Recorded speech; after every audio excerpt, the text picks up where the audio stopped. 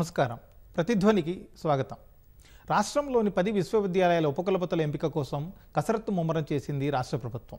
ప్రస్తుతం ప్రభుత్వం విశ్వవిద్యాలయాలను పూర్తిగా ప్రక్షాళన చేయాలని చూస్తున్న తరుణంలో కీలకంగా మారింది ఈ ప్రక్రియ. ఈ పరిస్థితుల్లోనే గతంలో చూసిన పొరపాట్లకు తావు లేకుండా విశ్వవిద్యాలయాల అధిపతుల పోస్టుల ఎంపిక రాజకీయాలకు అతీతంగా జరగాలని తెలంగాణ మేధావి వర్గం కోరుకుంటుంది.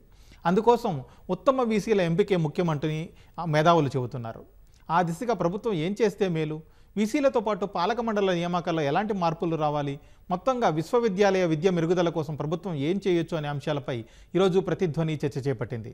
మన చర్చలో పాల్గొంటున్న వారు ప్రొఫెసర్ వినాయక రెడ్డి గారు, ఎస్డిఎఫ్ రాష్ట్ర కన్వీనర్, అలాగే ఆర్ఎల్ మూర్తి గారు, ఎస్ఎఫ్ఐ తెలంగాణ అధ్యక్షులు.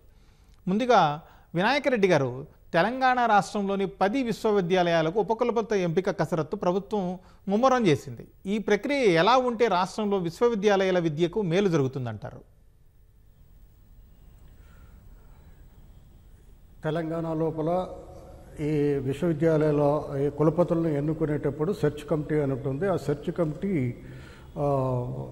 అక్కడ అప్లై చేసిన వాళ్ళ బయోడేటాలు చూసి వాళ్ళ పరిపాలనా దక్షత అట్లనే అకాడమిక్ క్యారియర్ని చూసి సెలెక్ట్ చేయాలి. కానీ ఇక్కడ ఏమవుతుంది, ఎగ్జిక్యూటివ్ కౌన్సిల్ మెంబర్ ఎవరైతే ఎగ్జిక్యూటివ్ నామినీ ఎవరైతే ఉంటుండ్రో అట్లనే గవర్నమెంట్ నామినీ ప్రిన్సిపల్ సెక్రటరీ ఉంటారో అట్లనే యూజీసీ నామినీ ఉంటారు. అయితే ఇప్పుడు జనరల్గా ఏంటంటే ఈ సెర్చ్ కమిటీలో ఎంత సెర్చ్ చేసినా కానీ ప్రభుత్వము ద్వారా ప్రతిపాదింపబడ్డ పేరుని మాత్రమే గవర్నర్కి పంపించడము, తద్వారా ఆ వ్యక్తి మాత్రమే ఉపకులపతిగా నియమించడానికి జరుగుతుంది. కానీ వాస్తవానికి ఏంటంటే ఇప్పుడు మనకు సెంట్రల్ యూనివర్సిటీస్ కానివ్వండి, ఇతరత్ర ఎన్ఐటి కానివ్వండి, లేకపోతే ఐఐటీలు కానివ్వండి, వాటి లోపల గాక మీరు వాళ్ళని పరిశీలించినట్లయితే వాళ్ళు దేశం లోపల అత్యున్నత academic carrier and academic integrity and personal integrity ఉన్న వాళ్ళని సెలెక్ట్ చేయటం జరుగుతుంది. ఆ విధంగా ఇక్కడ కూడా ఈ సెర్చ్ కమిటీ మీద పూర్తిగా బాధ్యత కాకుండా ఈ అప్లై చేసిన వాళ్ళే కాకుండా అప్లై చేయని వాళ్ళు కూడా ఎబిలిటీ ఉన్న వాళ్ళు ఉంటారు, అడ్మినిస్ట్రేటివ్గా అకాడమిక్గా ఉన్న ఉంటారు. అటువంటి వాళ్ళని ముందుకు తీసుకొచ్చి విశ్వవిద్యాలయాల్లో ఉపకులపతిగా నియమించినట్లయితే కొంతవరకు అకాడమిక్ అట్మాస్ఫియర్ రావడానికి అవకాశం ఉంటుంది. అట్లనే ముఖ్యంగా ఈ ఉపకులపతుల్ని మంచి వాళ్ళని నియమించినా కానీ ఈరోజు రాష్ట్రం లోపల అన్ని విశ్వవిద్యాలయాల లోపల కూడా దాదాపు 70 to 80% పర్మనెంట్ పోస్టులు వేకెంట్గా ఉన్నాయి. కాబట్టి మంచి వాళ్ళని మీరు ఉపకులపతిగా వైస్ ఛాన్సలర్గా నియమించిన తర్వాత కూడా సరి అయిన టీచింగ్ స్టాఫ్ కాక లేకపోయినట్లయితే ఇది వైస్ ఛాన్సలర్ కూడా చేసే పని ఏముండదు. అందువల్ల ఏమవుతుందంటే ముందు ప్రభుత్వం ఏం చేయాలంటే ప్రభుత్వం విశ్వవిద్యాలయంలో ఉన్న ఖాళీలని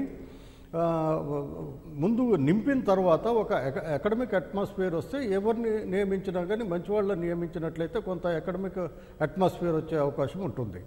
తద్వారా విద్యార్థుల్లో కూడా ఏంటంటే ఇప్పుడు ఈ విశ్వవిద్యాలయాల లోపల ఈ పర్మనెంట్ ఫ్యాకల్టీ లేకపోవడం వల్ల కొన్ని విశ్వవిద్యాలయాల లోపల కొన్ని డిపార్ట్మెంట్ లోపల ఇవర్ సింగిల్ పర్మనెంట్ ఫ్యాకల్టీ లేదు. లేకపోవడం వల్ల ఏమవుతుంది, head of the department academician ఉండాలి, బోర్డ్ ఆఫ్ స్టడీస్ అకాడమిషియన్ ఉండాలి, డీన్ కూడా అకాడమిషియన్ ఉండాలి. వీళ్ళు ముగ్గురు సమన్వయం చేస్తేనే ఆ డిపార్ట్మెంట్ యొక్క ఈ సిలబస్ని తయారు చేయటం కానివ్వండి, ఆ డిపార్ట్మెంట్లో పిహెచ్డి అడ్మిషన్ చేయడం కానివ్వండి, ఇంకేమైనా సిలబస్లో మార్పులు చేర్పులు, అకాడమిక్ క్యాలెండర్లో మార్పులు చేర్పులు చేయాలంటే ఈ ముగ్గురు ప్రధానం. అయితే ఇప్పుడున్న విశ్వవిద్యాలయాల్లో కొన్ని డిపార్ట్మెంట్ లోపల పర్మనెంట్ ఫ్యాకల్టీ లేకపోవడం వల్ల కూడా చాలా ఇబ్బందులు ఎదుర్కోవాల్సిన పరిస్థితి వచ్చింది. వైస్ ఛాన్సలర్ కూడా వచ్చినా కానీ ఈ స్టాఫ్ను నింపకపోతే అతను సమర్థవంతంగా పనిచేయడానికి అవకాశం తక్కువగా ఉంటుంది. ఎంత సమర్థవంతుడిని చేసినా కానీ ఈ ఇన్ఫ్రాస్ట్రక్చర్ కానివ్వండి, మౌలిక వసతుల్ని ఇంప్రూవ్ చేయటం, అట్లనే ఫ్యాకల్టీని పర్మనెంట్ ఫ్యాకల్టీని అపాయింట్మెంట్ చేయడం ద్వారా కొంత వైస్ ఛాన్సలర్ కూడా కొంత వర్క్ చేయడానికి అవకాశం ఏర్పడుతుంది. ఓకే మూర్తి గారు, ఇప్పుడు విశ్వవిద్యాలయాల వీసీలు అలాగే మరికొన్ని కార్యనిర్వాహక పోస్టులు అనగానే గుర్తుకొచ్చేది రాజకీయ అనుబంధాలే. ఈ రాజకీయ అనుబంధాల వల్ల ఉన్నత విద్యకు జరుగుతున్న నష్టం ఏంటి అసలు? మంచి చర్చా కార్యక్రమం నిర్వహిస్తున్నటువంటి ఈటీవీ వారికి ధన్యవాదాలు తెలియజేస్తూ, విశ్వవిద్యాలయాల వైస్ ఛాన్సలర్లు కార్యనిర్వాహక పోస్టులు మొత్తం రాజకీయాలతో ముడిపడినటువంటి పరిస్థితి కనబడుతుంది. ఒకప్పుడు ఇలాంటి పరిస్థితి లేదు. కేవలం విశ్వవిద్యాలయాల వీసీలు వాళ్ళ అనుకూలమైనటువంటి వ్యక్తులకు మాత్రమే ఈరోజు వీసీల పోస్టులు ఇస్తున్నటువంటి పరిస్థితి తెలంగాణ రాష్ట్రంలో కనబడుతుంది. గత 2 సార్లు తెలంగాణ రాష్ట్రంలో నియమించినటువంటి వీసీల రిక్రూట్మెంట్లో వీసీలకు కావాల్సినటువంటి అకాడమిక్ పర్ఫార్మెన్స్ హై ప్రొఫైల్ కాకుండా కేవలం వాళ్ళకు అనుకూలంగా ఎవరుంటారు, వాళ్ళు చెప్పినటువంటి పనులు ఏ రకంగా చేస్తారనేటువంటి దృష్టిలో పెట్టుకొని వీసీలను నియమించారు. దానికి ఉదాహరణ తెలంగాణ విశ్వవిద్యాలయంలో ఏ సంఘటన జరిగిందో మనందరికీ తెలిసినటువంటి విషయమే.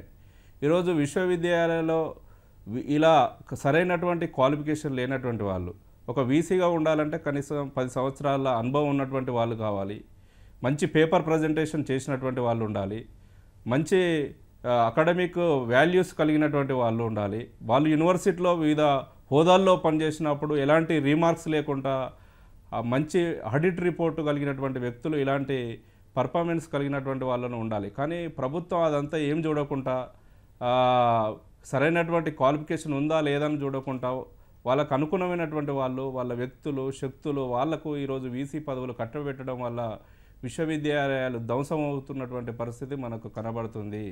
కాబట్టి ఈరోజు విశ్వవిద్యాలయాలకు వచ్చినటువంటి వీసీలు వాళ్ళు యూనివర్సిటీ అభివృద్ధి కంటే తమ వ్యక్తిగత ప్రయోజనం కానీ ప్రభుత్వానికి అనుకూలంగా పనిచేసేటువంటి విధానాలే ఈ 10 సంవత్సరాల కాలంలో మనకు కనబడ్డాయి. ఈరోజు ఉన్నటువంటి వీసీలు ప్రభుత్వ రాజకీయాలతోని వాళ్ళ రాజకీయ మంత్రులు, ఎమ్మెల్యేలు వాళ్ళ పైరవులతో వచ్చినటువంటి వీసీలు కాబట్టి ప్రభుత్వం నుంచి వచ్చేటువంటి నిధుల విషయంలో కానీ యూనివర్సిటీలో ఉన్నటువంటి సమస్యల పైన కానీ ప్రభుత్వం ఖచ్చితంగా నిలదీసి అడగడంలో కానీ మాట్లాడడంలో కానీ వాళ్ళ ప్రయత్న జోక్యం అనేది చాలా బలహీనంగా ఉంది. ఎందుకంటే వీళ్ళే పైరవులు తెచ్చుకునేటువంటి పరిస్థితి, మితిమీరినటువంటి రాజకీయ జోక్యం మాత్రం చాలా కనబడుతుంది. ఈరోజు యూనివర్సిటీలో పాఠాలు చెప్పాల్సినటువంటి ప్రొఫెసర్స్, అకాడమిక్ వాల్యూస్ పెంచాల్సినటువంటి ప్రొఫెసర్లు వీసీ పదవుల కోసం సెక్రటేరియట్, మంత్రులు, ఎమ్మెల్యేలు చుట్టూ తిరిగారు గతంలో. కానీ ఈరోజు అలాంటి పరిస్థితి ఈరోజు ఎంత దారుణంగా ఉందనేది మనం అర్థం చేసుకోవాల్సినటువంటి సందర్భం ఉంది. ఈరోజు తెలంగాణ రాష్ట్రంలో ఉస్మానియా, కాకతీయ, శాతవాహన, పాలమూరు లాంటి ఒక మంచి విశ్వవిద్యాలయాలు ఈ వీసీ యూనివర్సిటీలలో వీసీల నియామకాలు అనేది పారదర్శకంగా జరిగితే ఉన్నత విద్య అనేది బలోపేతమవుతుంది. తెలంగాణ రాష్ట్రంలో ఉన్నత విద్య బాగుంటే దేశంలో ఒక మంచి పరిశోధన జరిగి మంచి తెలంగాణ రాష్ట్రం అభివృద్ధి కావడానికి అవకాశం ఉంటుంది. కానీ అలాంటి జరగకుండా వీసీల నియామకంలో పారదర్శకత లేకపోవడం వల్ల తెలంగాణలో విశ్వవిద్యాలయాలు బలహీనమవుతున్నటువంటి వాటికి మనకు కనబడుతుంది. ఇటీవల విడుదల చేసినటువంటి ర్యాంకుల్లో తెలంగాణ రాష్ట్రం నుంచి రాష్ట్ర విశ్వవిద్యాలయాలు ఒక్కటి కూడా దేశంలో చోటు లేదంటే ఎంత బలహీనంగా తయారవుతుంది. కాబట్టి రాజకీయ జోక్యం అనేది విశ్వవిద్యాలయాలు మితిమీరిపోతుంది. కులానికి సంబంధించినటువంటి వాళ్ళు అంటే తమ అకాడమిక్ పర్ఫార్మెన్స్ ఉందా లేదా అని చూడకుండా వీసీల నియామకం కూడా ఫలానా ఈసారి ఉస్మానియా యూనివర్సిటీ విశ్వవిద్యాలయానికి బీసీ కులానికి ఇస్తే నెక్స్ట్ ఎస్సీకి ఇవ్వాలి, లేకపోతే రెడ్డికి ఇవ్వాలి అంటే ఒక కులాల ప్రాతిపాదికన ఉన్నత విశ్వవిద్యాలయాల కేంద్రాలు రాజకీయ జోక్యంతో ఆ రకంగా తయారవుతున్నటువంటి పరిస్థితి మనకు కనబడుతుంది. కాబట్టి ఉన్నత విద్య తీవ్రమైన అన్యాయం జరుగుతుందనేది మా అభిప్రాయం. ఓకే, వినాయక్ రెడ్డి గారు, ఇప్పుడు 10 విశ్వవిద్యాలయాల వీసీల నియామకం రూపంలో వర్సిటీలకు సంబంధించిన విద్యను చక్కదిద్దడం కోసం రాష్ట్ర ప్రభుత్వానికి చాలా సువర్ణ అవకాశం దక్కిందనేది మేధావులు చెబుతున్నమాట. అందుకోసం ప్రభుత్వం ఏం చేయాలంటారు? ప్రభుత్వం ఇప్పుడు ఎప్పుడైతే అడ్వర్టైజ్మెంట్ చేసి అప్లికేషన్స్ ఇన్వైట్ చేసినప్పుడు ఏంటంటే చాలామంది దాదాపు 10 యూనివర్సిటీలకు కలిపి 1380 మంది అప్లై చేశారు. ఈ అప్లై చేసిన దాంట్లో సమర్థులు ఉన్నారా లేరా, ఒకవేళ ఒక యూనివర్సిటీ లోపల 50 మంది అప్లై చేశారు అనుకోండి.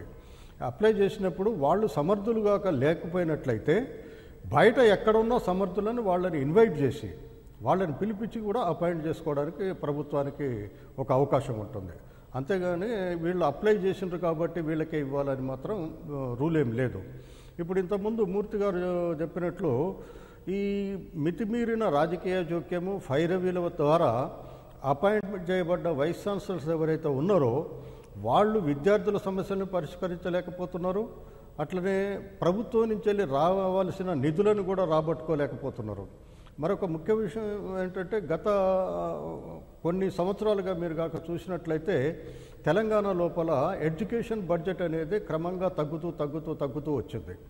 ఉమ్మడి రాష్ట్రం ఉన్నప్పుడు చివరిగా 2013-14 లోపల 10.45% కాక ఉన్నట్లయితే బడ్జెట్ లోపల ఈ 2022-23 వచ్చేవరకు అది 6.7 దగ్గరికి వచ్చేసింది. అంటే ఏంటి, ఈ విశ్వవిద్యాలయాలు కానివ్వండి లేకపోతే ప్రైమరీ ఎడ్యుకేషన్ నుంచి కూడా నిధులు లేకపోవడం వల్ల కూడా చాలా తీవ్రమైన కొరతను ఎదుర్కోవడం వల్ల ఈ డిపార్ట్మెంట్లో కావాల్సిన కనీస మౌలిక సదుపాయాలని ఏర్పడలేకపోవడం వల్ల కూడా విద్యార్థులకు చాలా తీవ్రమైన ఇబ్బందులు ఏర్పడుతున్నాయి. అట్లనే హాస్టల్ ఫెసిలిటీస్ కాక చూసినట్లయితే విద్యార్థులకి కనీస హాస్టల్ ఫెసిలిటీస్ లేకపోవడం వల్ల కూడా ఈ యూనివర్సిటీకి రావడానికి విద్యార్థులు కూడా వెనక ముందు ఆడుతున్నారు. అంతేకాకుండా మీరు అన్నట్టు సమర్థవంతమైన వైస్ ఛాన్సలర్ అనేవాళ్ళు ఎట్లా ఉండాలి అంటే పర్సనల్ ఇంటిగ్రిటీ ఉండాలి, అకాడమిక్ ఇంటిగ్రిటీ ఉండాలి. ఈ రెండు ఉన్న వాళ్ళని వీళ్ళు వెతికి అంటే మన రాష్ట్రంలో కాకుండా మన వాళ్ళు బయట పనిచేసే వాళ్ళు కూడా ఐఐటీలు అనుకోండి, సెంట్రల్ యూనివర్సిటీస్ అనుకోండి, నిట్లో అనుకోండి, రకరకాలుగా వివిధ హోదాలలో పనిచేస్తున్నారు.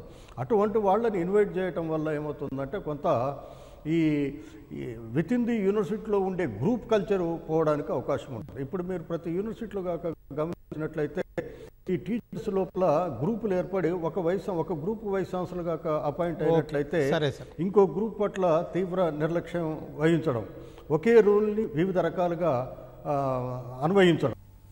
సరే సార్. మూర్తి గారు, ఇప్పుడు రాష్ట్రంలోని విశ్వవిద్యాలయాల పాలక మండలిలో అలాగే సభ్యుల తీరుపైన కూడా చాలా కాలంగా తీవ్ర విమర్శలు వస్తున్నాయి. ఈ విషయంలో ప్రభుత్వం నుంచి ఎలాంటి దిద్దుబాటు చర్యలు అవసరం అంటారు? ప్రభుత్వం ఉన్నప్పుడు స్టూడెంట్గా ఉన్నప్పుడు ఒక విషయం చెప్తాను సార్. వినాయక్ రెడ్డి గారు స్టూడెంట్గా ఉన్నప్పుడు ఓకే, నేను మూర్తి గారిని అడిగాను ఈ ప్రశ్న. Okay okay okay. ప్రభుత్వము ఖచ్చితంగా పారదర్శకతను పాటించాల్సినటువంటి అవసరం ఉంది. ఖచ్చితంగా ప్రభుత్వం విశ్వవిద్యాలయాలను బాగుపరచాలనుకుంటే అకాడమిక్ పర్ఫార్మెన్స్ కలిగినటువంటి వాళ్ళు, అన్ని రకాల అనుభవం కలిగినటువంటి వాళ్ళు ఖచ్చితంగా వీసీల నియామకం చేపట్టాలి. దాంతోపాటు ఈసీ మెంబర్స్, ఎగ్జిక్యూటివ్ కౌన్సిల్కి సంబంధించినటువంటి దాంట్లో కూడా రాజకీయ జోక్యంకి సంబంధించినటువంటి పాత్ర ఉండకూడదు. ఎవరికి అర్హత ఉంటే వాళ్ళని నియమించాలి. గతంలో జరిగినటువంటి సంఘటనలు పునరావృతం కాకుండా ఈ ప్రభుత్వం ప్రజాప్రభుత్వం అన్నప్పుడు అర్హత కలిగినటువంటి వాళ్లకు ఖచ్చితంగా నియమిస్తే అనుకున్నటువంటి రిజల్ట్ రావడానికి అవకాశం ఉంటుంది. గతంలో అర్హత లేకుండా ఎమ్మెల్యేలు, మినిస్టర్లు ప్రమోట్ చేసినటువంటి వ్యక్తులు ఈసీ మెంబర్స్ అయ్యారు. ఈసీ మెంబర్ అయినప్పుడు ఒక కీలకమైనటువంటి నిర్ణయం జరిగేటప్పుడు, విశ్వవిద్యాలయాల్లో ఒక అభివృద్ధికి సంబంధించినటువంటి నిర్ణయాలు జరిగినప్పుడు అనుభవం లేనటువంటి వాళ్ళు రాజకీయ ఉద్దేశం కోసం ఏదో ఒక పదవి తీసుకొచ్చి వచ్చినటువంటి వాళ్ళు విశ్వవిద్యాలయాల అభివృద్ధి గురించి వాళ్ళకెందుకు చొరవ ఉంటుంది, వాళ్ళకెందుకు దృష్టి ఉంటుంది? ఈరోజు ఈసీ మెంబర్గా ఐఏఎస్ ఆఫీసర్లు ఎక్కువ మంది ఉండడం వల్ల కనీసం విశ్వవిద్యాలయాల్లో విద్యార్థుల సమస్యలు తెలియవు, ప్రొఫెసర్ల పరిస్థితులు తెలియదు, యూనివర్సిటీలో విద్యార్థులు ఏమి కోరుకుంటున్నారో తెలియదు, క్యాంపస్ డెమోక్రసీ తెలియదు. వాళ్ళు మాత్రం వాళ్ళ నిర్ణయాలు మొత్తం అమలయ్యేటువంటి పరిస్థితి గత 2 సార్లు మనకు కనబడ్డాయి. నవీన్ మిట్టల్ అనేటువంటి ఐఏఎస్ ఆఫీసర్ ఈసీ మెంబర్గా ఉండి మన ఉస్మానియా యూనివర్సిటీ ఎగ్జిక్యూటివ్ కౌన్సిల్లో ఉండి ఏ రకమైనటువంటి నిర్ణయాలు తీశారు? నేను ఉస్మానియా యూనివర్సిటీ రీసెర్చ్ స్కాలర్గా ప్రజెంట్ చదువుతున్నాను. యూనివర్సిటీలో గతంలో ఈసీ మెంబర్గా ఉన్నప్పుడు కనీసం ఈ వీసీ రిజిస్టర్ కంటే ఈసీ మెంబర్గా ఉన్నటువంటి నవీన్ మిట్టలే మొత్తం యాజమాయిషి చేసి యూనివర్సిటీలో నిర్ణయాలు అమలు చేసేటువంటి విధంగా ఉంది. అంటే వీసీ రిజిస్టర్ కూడా ఈసీ మెంబర్ నవీన్ మిట్టల్ను ఫాలో అయ్యేటువంటి పరిస్థితి ఈరోజు జరిగింది. అంటే వాళ్ళ నిర్ణయాలు బలోపేతంగా ఆ నిర్ణయాలను అమలు చేసేటువంటి విధంగా ఈసీ మెంబర్ల ప్రమేయం కనబడుతుంది.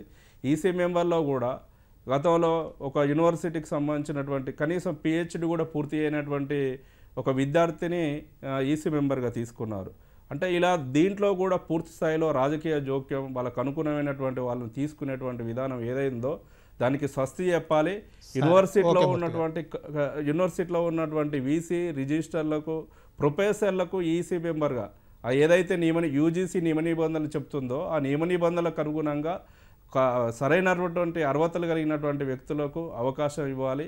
ప్రభుత్వం ఖచ్చితంగా గత పాలనలో జరిగినటువంటి ఏవైతే విశ్వవిద్యాలయాల్లో నియామకాల్లో జరిగినటువంటి వీసీ, ఈసీ మెంబర్ల నియామకాలు జరిగిన తప్పిదాల నుంచి ఇక జరగకుండా చూసి పారదర్శకతను పాటిస్తే మాత్రం విశ్వవిద్యాలయాల అభివృద్ధి మార్గానికి వేసినట్టు అవుతుంది అనేది మనకు స్పష్టంగా కనబడుతుంది. వినాయక్ రెడ్డి గారు, మీరు ఒక సీనియర్ ప్రొఫెసర్గా అలాగే వివిధ సామాజిక ఉద్యమ వేదికల తరపున వర్సిటీల పరిస్థితులని చాలా దగ్గర నుంచి పరిశీలించారు. ఆ అనుభవంతో చెప్పండి, అసలు ముఖ్యంగా విశ్వవిద్యాలయాల్లో ఉన్నటువంటి ఇబ్బందులు ఏంటి? ఇబ్బందులు ఇంతకుముందు మీకు చెప్పినట్టు ఏంటంటే డిపార్ట్మెంట్ లోపల పూర్తి స్థాయి లోపల ఫ్యాకల్టీ లేకపోవడం, అంటే ఉపాధ్యాయులు లేకపోవడం అనేది ప్రధానమైంది. రెండవది గవర్నమెంట్ నుంచి వెళ్ళి తగిన ఆర్థిక వనరుల్ని సమకూర్చకపోవడం కూడా రెండో విషయం. మూడవది, ఇంతకుముందు మనం వైస్ ఛాన్సలర్ ఎట్లా ఉండాలి అనుకునే దానికి భిన్నంగా ప్రభుత్వాలు ఏం చేస్తున్నాయంటే కేవలం వాళ్లకు అతి దగ్గరగా ఉన్న వాళ్ళని నియమించుకొని వాళ్ళ అవసరాలను తీర్చుకునేటట్లే ఉంటుంది. కానీ ఈ విశ్వవిద్యాలయాన్ని ఎట్లా అభివృద్ధి దిశలోకి తీసుకుపోవాలనే ఆలోచన కలిగిన వాళ్ళ వైస్ ఛాన్సలర్లు చాలా తక్కువగా వచ్చారు.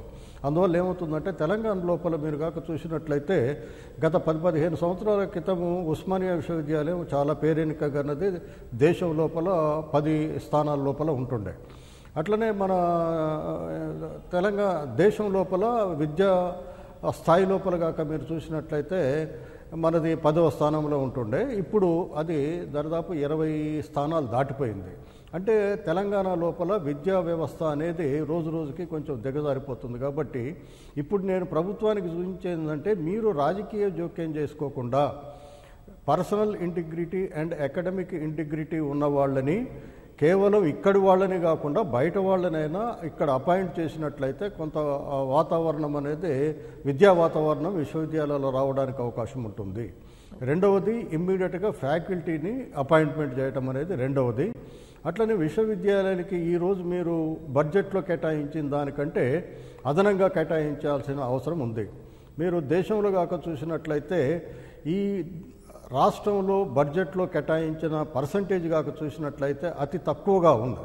అంటే మేఘాలయ కంటే 2వ స్టెప్ పైన ఉన్నాం, అంటే చివరి 2వ స్థానంలో ఉన్నాం.